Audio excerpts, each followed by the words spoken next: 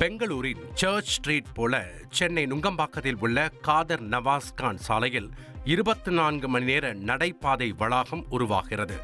19,81,00,000 மதிப்பீட்டில் கார்பன் உமிழ்வு இல்லாத கிரீன் ஸ்ட்ரீட்டாக இந்த வளாகம் உருவாக்கப்படுகிறது.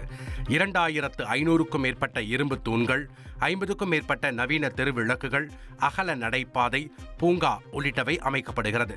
இவற்றின் முக்கிய அம்சமாக ஃபுட் கோர்ட், குழந்தைகள் விளையாட்டு பகுதி, நிகழ்ச்சி நடத்தும் இடம் ஆகியவையும் உருவாகின்றன.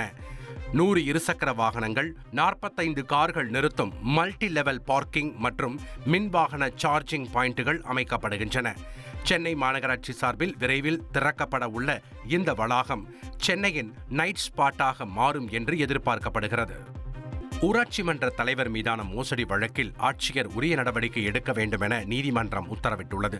தென்காசி மாவட்டம் கரிவலம் வந்தநல்லூர் ஊராட்சி மன்ற தலைவராக உள்ள மாரியப்பன் என்பவர் கலைஞர் கனவு இல்ல திட்டம், மகாத்மா காந்தி வேலைவாய்ப்பு திட்டம், கணினி உதவியாளருக்கு இரட்டை ஊதியம் வழங்குவது உள்ளிட்டவற்றில் கோடிக்கணக்கில் மோசடியில் ஈடுபட்டதாக சென்னை உயர்நீதிமன்ற மதுரை அமர்வில் வழக்கு தொடரப்பட்டது. இந்த வழக்கு விசாரணைக்கு வந்த நிலையில் புகார் அளித்து 6 மாதங்கள் ஆகியும் மாவட்ட நிர்வாகம் நடவடிக்கை எடுக்கவில்லை என மனுதாரர் தரப்பில் வாதிடப்பட்டது. இதனை குறித்துக் கொண்ட நீதிபதி உரிய ஆதாரங்களுடன் டிசம்பர் 8ஆம் தேதி புகார்தாரர் மாவட்ட ஆட்சியரை சந்தித்து விளக்கம் அளிக்க வேண்டும் என்றும் ஆட்சியர் அதன்படி நடவடிக்கை எடுக்க வேண்டும் என்றும் உத்தரவிட்டு வழக்கை முடித்து வைத்தார். இனி செல்லும் இடமெல்லாம் செய்தி.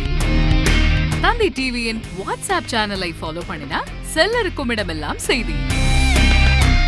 இதோ QR கோட், இப்பவே ஸ்கேன் பண்ணுங்க, ஃபாலோ பண்ணுங்க.